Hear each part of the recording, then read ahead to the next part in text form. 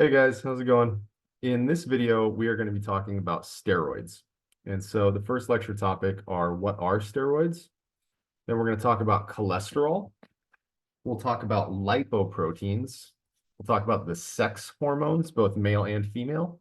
And then we'll talk about the adrenal corticosteroids.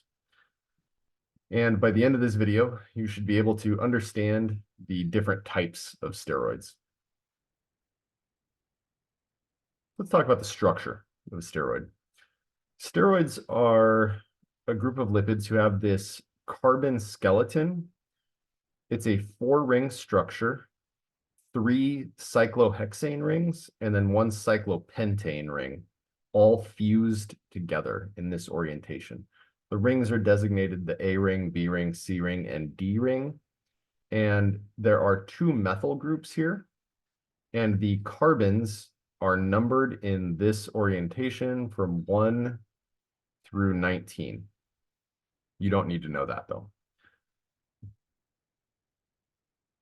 Now, let's talk about cholesterol. Cholesterol is the most common or most abundant steroid in the body. It looks like this. So you can see the core structure here, and then it's this carbon tail off the end, and then it's got an alcohol group and an alkene in there. It is the precursor for the biosynthesis of other steroid hormones. So your body uses cholesterol to make the other steroids. And your body can also use cholesterol to make vitamin D, assuming you get enough sunlight. Your body requires sunlight for catalyzing one of those reactions. It's also a major component of cellular membranes. Your body can make cholesterol in the liver, but you can also obtain it from food sources.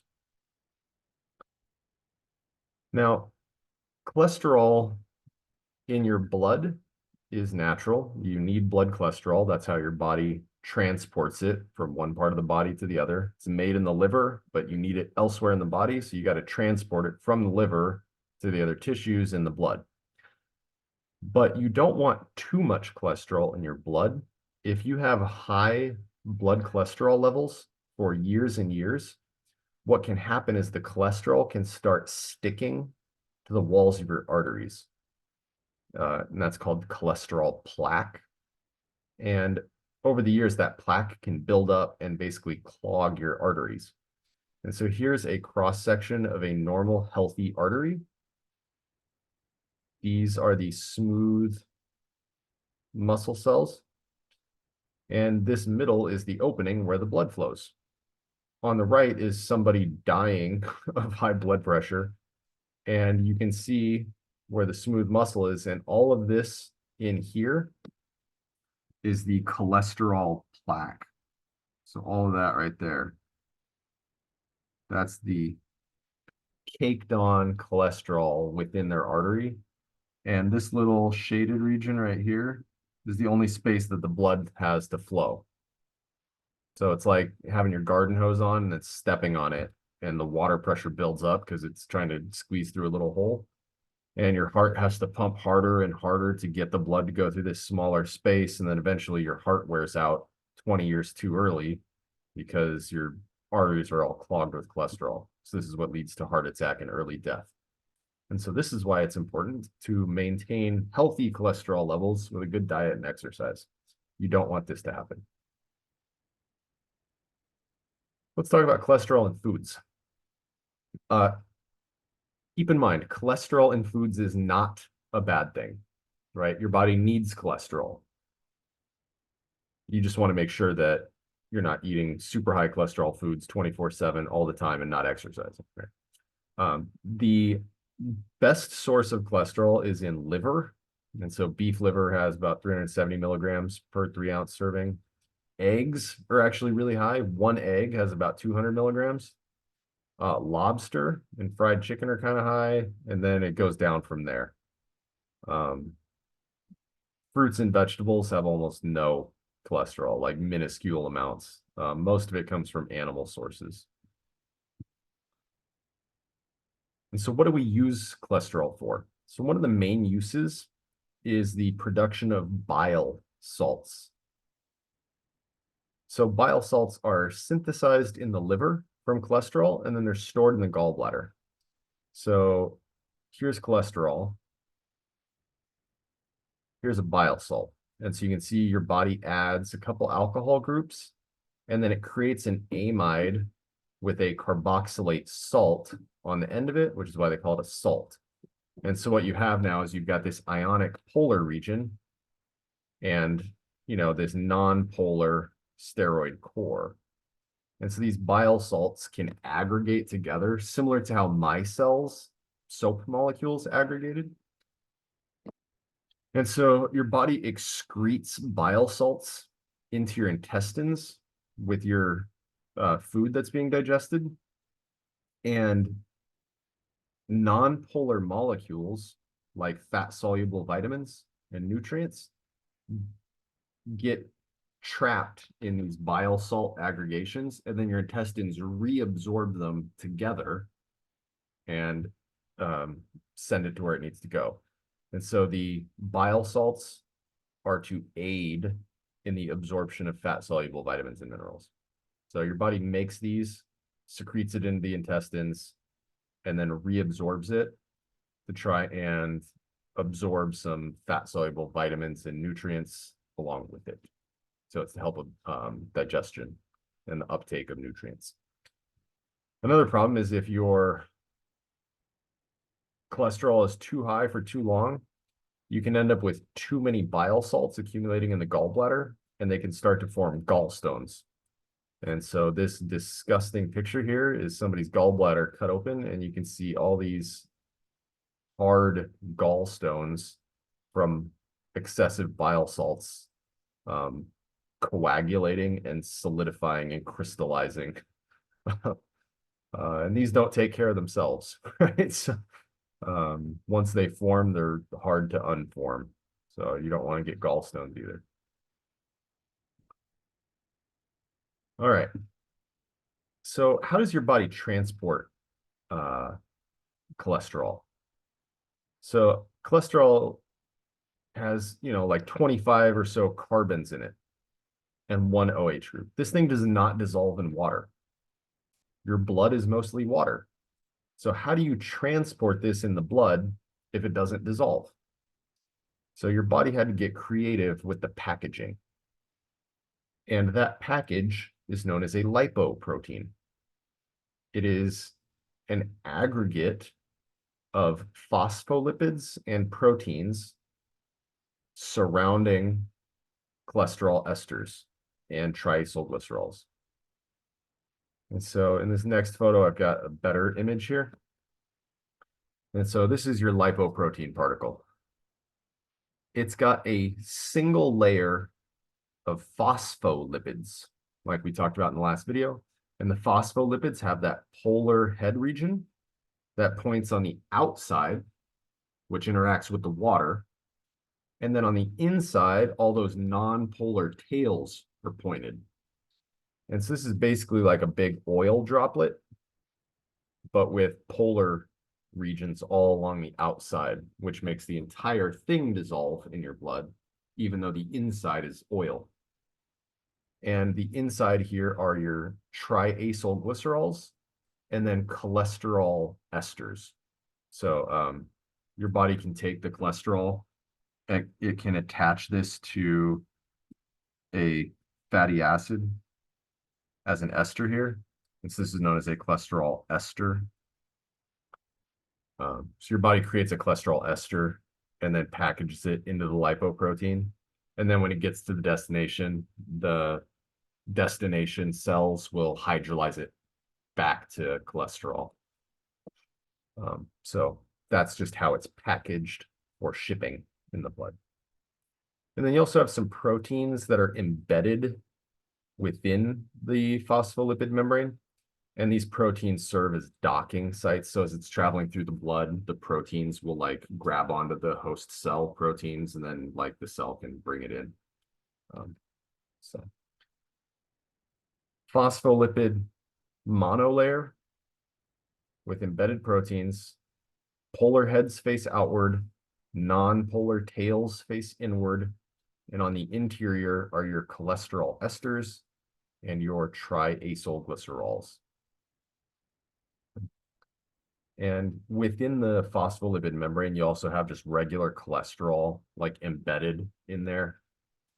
The OH group of the cholesterol points outward, like the polar heads of the phospholipids, and then the steroid core points inward because it's nonpolar. That is a lipoprotein. Now, you can categorize lipoproteins based on their size. The smaller lipoproteins have a higher protein ratio, and so they're known as high density lipoproteins. The bigger ones have more fat molecules in them, and so they're known as low density lipoproteins. And then you can have really big ones, which are known as very low density lipoproteins. And then you can have these massive planet-sized ones, which are known as chylomicrons. Those are almost all fats. And so the HDL or high density lipoproteins are the healthy ones, and the less dense are the less healthy. The low density ones transport cholesterol from the liver to the tissues. Low density, and then the high density ones go from the tissues back to the liver. And so when you get your blood cholesterol measured, they give you both your HDL and your LDL. And so the comparison of like the amounts shows how healthy your blood cholesterol level is. You want more HDL and less LDL. So let's talk about steroid hormones. So steroid hormones are chemical messengers made from cholesterol that serve as a communication system for the body. So let's say your sex organs want to send a signal to the rest of your body. They produce these hormones and then they release them into the bloodstream where they travel to the target tissue. It's like sending a letter in the mail. Your bloodstream is USPS and the letter is the steroid. So it's made in one part of the body, but transported to a different part of the body, which reads the message and then has some effect. That's what a hormone is. Now, there are male sex hormones, testosterone and androsterone.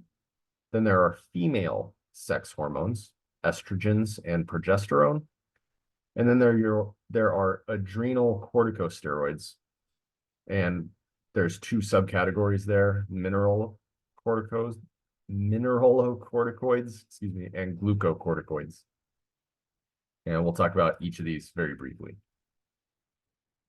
So the female sex hormones, you have the estrogens, estradiol, and estrone shown here. A unique characteristic of them is they actually have an aromatic ring. Instead of a cyclohexane, it's like a phenol ring. These regulate menstrual cycle and secondary sex characteristics, and these are made in the ovaries and then sent to the rest of the body. The other female sex hormone is progesterone, and this is basically the pregnancy hormone. It's responsible for preparation of the uterus for implantation of a fertilized egg.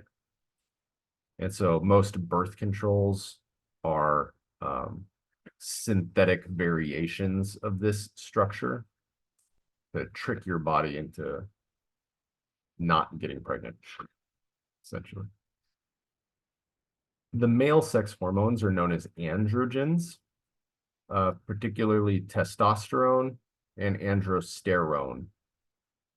And notice both of them have ketones, hence the -one ending. These are made in the testes, and they control the development of secondary sex characteristic in males. So like hair growth, muscle growth, voice changes, right? Those are responsible. Now, anabolic steroids are synthetic androgens. So they are non-naturally occurring, they're synthetically made, but they mimic the structure of testosterone and androsterone. They have the same effects as testosterone, but they tend to last longer in the body. because they have different functional groups on them that slow down their metabolism. So it's like taking testosterone that stays in your body for a longer period of time. And so these are the anabolic steroids. Typically, these are used for like athletes or bodybuilders to like put on extra muscle and have like increased athletic performance. But that's not the only thing the androgens do. And so there's a lot of side effects from anabolic steroids. You know, the typical ones like extra hair growth, your voice gets deeper, you get acne. But you can actually have like really serious physiological effects, like liver damage, kidney damage. So a lot of the really old bodybuilders from the 70s who used anabolic steroids for like years and years ended up suffering like really bad effects later on. So it does give you short-term muscle and athletic performance, but it has its downsides. So those are anabolic steroids. The adrenal corticosteroids are produced in the adrenal glands, which are located on the top of your kidneys. There's two subcategories of the adrenal corticosteroids. There are the mineralocorticoids, and they regulate electrolyte balances.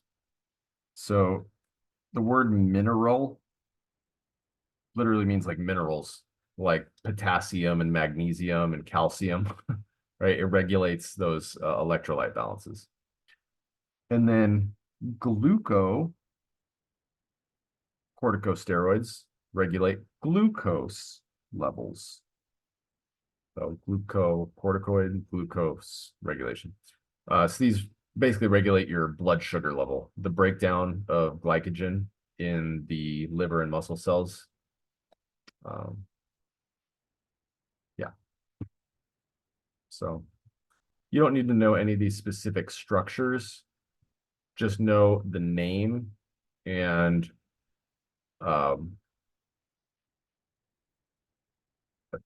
where they're produced and generally what for. But you don't have to memorize any of the structures. So once again, steroids all have this core structure. Cholesterol is the most common steroid, and it's the starting material for all the other steroid hormones. High blood cholesterol for a long period of time is really bad. You use cholesterol to make bile salts. You transport cholesterol as lipoproteins. And you can use cholesterol to make the hormones, the male sex hormones, testosterone, androsterone, the female sex hormones, estrogens and progesterone, and the adrenal corticosteroids, both the mineral corticoids and the glucocorticoids. So that's it for this video. Thanks for watching. We'll see you in the next one.